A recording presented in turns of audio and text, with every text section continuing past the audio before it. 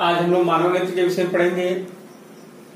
मानव नेत्र एक अद्भुत और सुग्राही ज्ञानेंद्रिय है जो इस अद्भुत संसार को देखने में सक्षम बनाती है।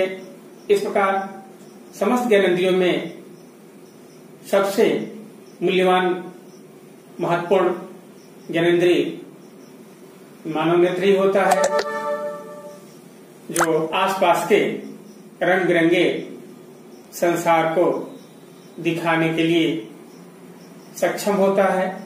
मानव नेत्र एक कैमरे की भांति कार्य करता है, जो किसी वस्तु का प्रतिबिंब बनाते हुए वस्तु को देखने में सहायता करता है। अगर देखा जाए तो मानव नेत्र का जो सबसे बाहरी आवरण होता है वो आपका दृढ़ अपारदर्शी और श्वेत यानी धूसर रंग का होता है, जिसे दृढ़ पटल कहते हैं। स्क्ले रोटी कहा जाता है। दृढ़ पटल के अंदर काले रंग की झिल्ली पाई जाती है। इसमें रक्त का भी संचार होता रहता है। इसकी विशेषता होती है कि अपने में पड़ने वाले प्रकाश को अवशोषित कर लेता है, प्रकाश जिसे आर पार नहीं जाता। इसको रक्तक पटल कहते हैं। ये प्रकाश को अवशोषित कर लेते हैं। रक्तक पटल के अंदर आंतरिक भाग में मस्तिष्क से आने वाली लाइट सेंसिटिव सेल प्रकाश संवेदी तंत्रिकाओं का जाल बिछा रहता है, जिसे रेटिना कहते हैं।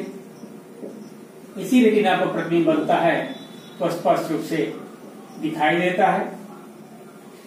अब आगे भाग देखा जाए, मानव का अगला भाग पारदर्शी झिल्ली नुमा होता है, उभरा होता है, जिसे कार्निया कहते। यही भाग दिखाई देता है मानव बाहर।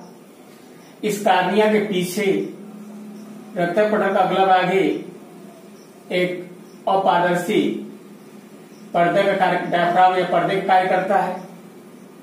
इसका रंग वही जो मानव नेत्र का अगला भाग कालापन या नीला या भूरा बनाया है, इसी कारण से है। इस जिसे आपको आइरिस का या परितारिका कहते हैं, परितारिका या आइरिस कहा जाता है।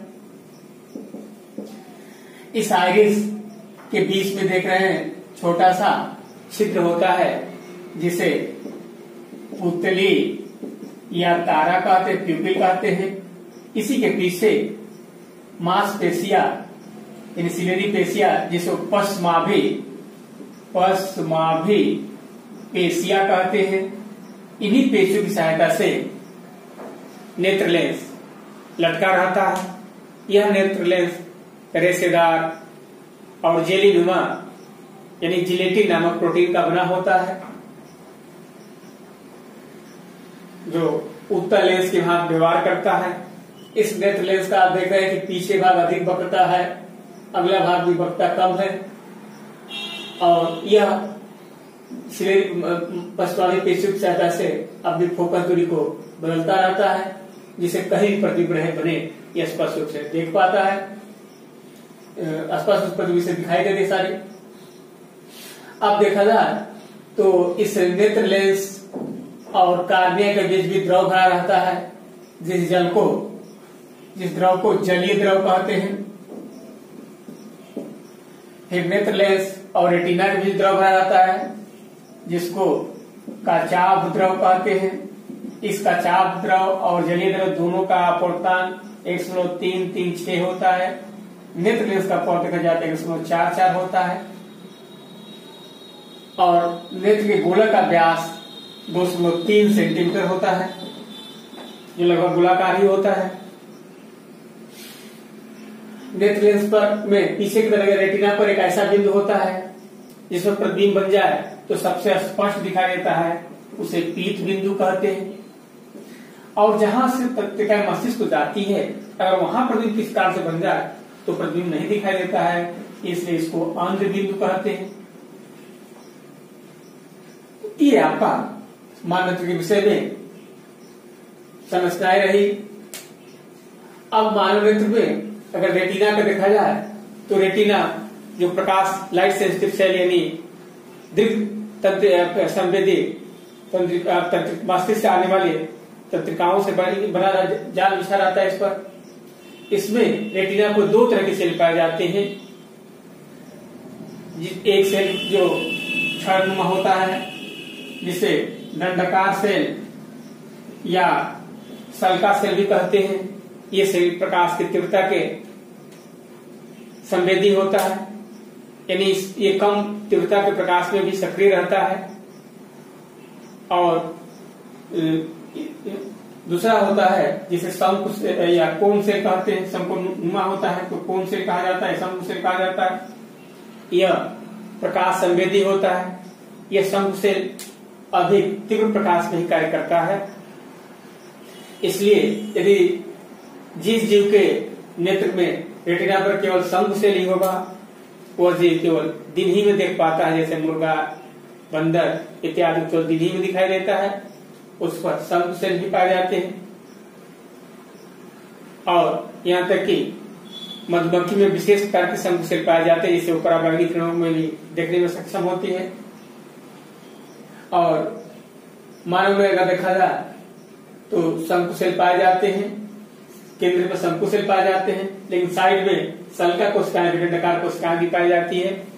इसलिए मनुष्य दिन में स्पष्ट रूप से देख पाता है। रात में भी रंगहीन वस्तुएं जैसे काला, भूरा, श्वेत को देखने में लगभग सक्षम होता है, क्योंकि सल्का कोशिका साइड में होती है। अगर ये सामने रहती तो जैसे मांसाहारी जीव जो रात्रिशर जीव होते हैं, रात में भी देख पाते हैं, वही दंडाकार कोशिकाओं की सहायता से देख पाते हैं। उनमें केंद्र पर अधिक मात्रा में ये दंडाकार कोशिकाएं होती हैं, इसलिए रात में भी देखने में सक्षम होते हैं।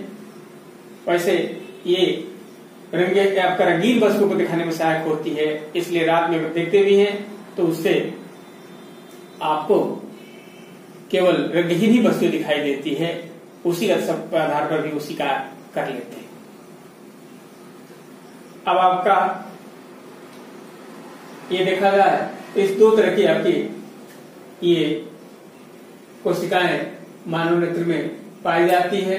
किसी में अगर दंडाकार कोशिकाएं होगी तो केवल रात्रि में ही देखने में सक्षम होगा, उसे दिन में दिखाई नहीं देगी। अब ये देख लिया जाए कि मानव नेत्र से प्रतिबिंब कैसे बनता है। तो जब किसी वस्तु से चलने वाली किरणें कार्बनिक आकृति पारदर्शी होता है, इससे प्रवेश करते और बीच में पुतली तारा से गुजरती है और उसे अभिनेत्र लेंस पर पड़ती है। तो अभिनेत्र लेंस अपने प्रयास का वक्रता को समझ करके ऐसा प्रयास करता है किरणें कहां बने, रेटिना पर फोकस हो जाती है तो उस रेटिना पर सूक्ष्म प्रतिबिंब प्राप्त होता है और यह प्रतिबिंब आपको मस्तिष्क में सूचना जब पहुंचती है तो फिर वो जो उल्टा प्रतिबिंब बनता है वो सीधा दिखाई देता है। इस प्रकार किसी वस्तु का मानव से प्रतिबिंब कोई वस्तु दिखाई देने लगती है प्रतिबिंब की सहायता से। अब मानव नेत्र की एक विशेषता होती है कि वस्तु कहां भी रहे, कहीं भी रहे, वो प्रतिबिंब रेटिना पर ही बनता है। ये अपनी फोकस दूरी को नियंत्रित करता है। तो मानव नेत्र में फोकस दूरी को नियंत्रित करने की क्षमता होती है, जिसको समंजन क्षमता कहते हैं। तो समंजन क्षमता क्या है? तो मानव नेत्र की वह क्षमता है जो अपनी फोकस दूरी को समायोजित करते हुए प्रतिबिंब को रेटिना पर ही बनाता है। उसी क्षमता को ही क्या कहते हैं? समंजन क्षमता या power of accommodation, power of accommodation या समंजन क्षमता कहते हैं। तो समंजन क्षमता वह क्षमता है जिस जो मानव नेत्र प्रकाश दूरी को फोकस दूरी को समायोजित करते हुए प्रतिबिंब को रेटिना पर ही बनाता है। यानी मानव नेत्र की वह क्षमता जिससे दूर स्थित, निकट स्थित सभी वस्तुओं का प्रतिबिंब रेटिना पर बनता है, इस क्षमता को ही समंजन क्षमता कहते हैं।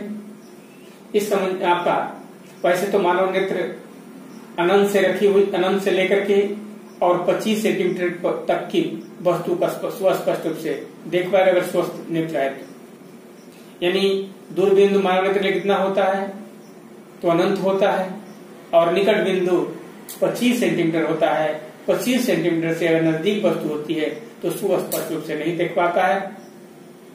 और यहाँ ये भी समझ लीजिए कि अगर वस्तु दूर की वस्तु देखनी होती है तो ये सिलेरी पेशियां आपको ढीली अवस्था में रहती है और सीधे वहां से किरण आकर के अवसरित होकर के वो रेटिना पर इकट्ठा होती है। लेकिन जब नजदीक की वस्तु देखते हैं तो नजदीक से किरणें क्योंकि अपसारी प्रकृति की होती है तो उसके लिए सिलेरी पेशियां सिकुड़ जाती है, जिससे नेत्र लेंस में वक्रता बढ़ जाती है और उस वक्रता के बढ़ने के कारण से फोकस दूरी कम हो जाएगी तो उस अपसारी किरणों को मोड़ते हुए भी रेटिना पर इकट्ठा कर लेता है।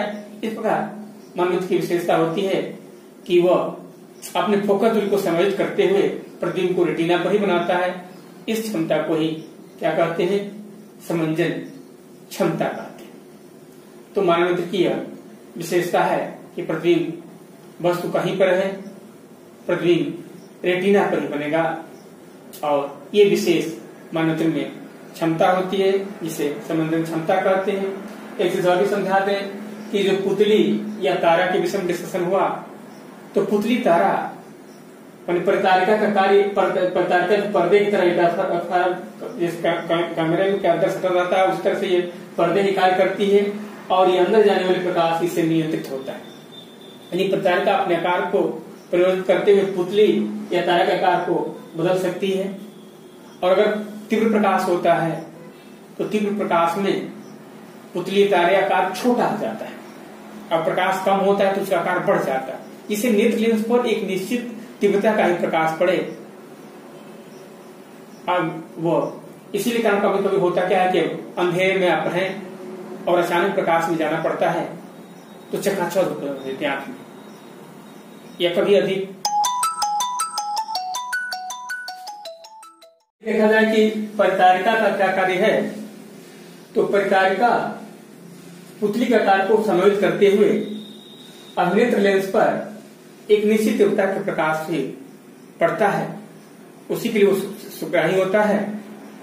इसलिए अगर प्रकाश अधिक तीव्र होता है तो आप पुतली का आकार घट कम हो जाता है और जिसके कारण से उस तीव्रता का ही प्रकाश नेत्र लेंस पर पड़े। और अगर प्रकाश कम है तो आकार को बढ़ जाता है। इस कारण से होता क्या है, कभी कभी अंधेरे में रहते हैं, अचानक प्रकाश में जाते हैं तो आंख में चकाचौंध पैदा होगी क्योंकि अभी पुतली का आकार बढ़ा हुआ है। या कभी प्रकाश में रहते हैं और प्रकाश से अंधेरे में जाते हैं तो आपका प्रकाश में चूंकि उस पुतली का आकार छोटा है तो अंधेरे में अचानक जाएंगे तो आकार बढ़ने में कुछ समय लगेगा और उसी कारण से अचानक एकदम अंधेरा हो जाता है। इसलिए कभी वाहन से गुजरते हैं, वाहन के सामने से, और जब वाहन पीछे से निकल जाती है तो अचानक अंधेरा हो जाता है। कुछ समय के बाद पुनः पुतली का आकार बड़ा हो जाने से वो दिखाई देने लगती है। इस प्रकार ये पुतली और परितारिका आंख में पड़ने वाले प्रकाश को समायोजित करने का प्रयास करती है। और ये चीज भी बताया कि इस पर दो प्रकार की कोशिकाएं पाई जाती, सल्का कोशिकाएं और संघ कोशिकाएं रेटिना पर। तो जो सल्का कोशिका होती है वो प्रकाश संवेदी होती है, यानी सल्का कोशिकाएं प्रकाश की तीव्रता के सुग्राही होती है। ये कम आपका प्रकाश में भी ये सक्रिय रहती है, या ये कहा जाए कि अंधेरे में भी अगर जो जिसमें ये सल्का कोशिकाएं होती है उसे अंधेरे में भी देखा जा सकता है।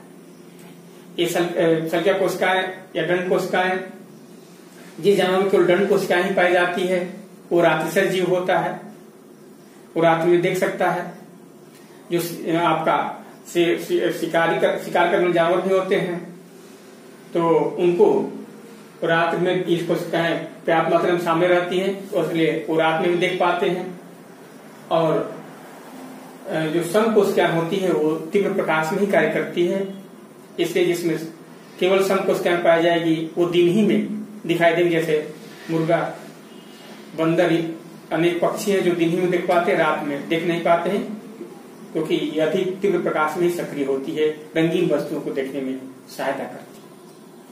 यहाँ तक कि मधुमक्खी में ये कोशिकाएं विशेष प्रकार की संघ कोशिकाएं पाई जाती है, वो पराबैंगनी किरणों में भी सक्रिय होती है।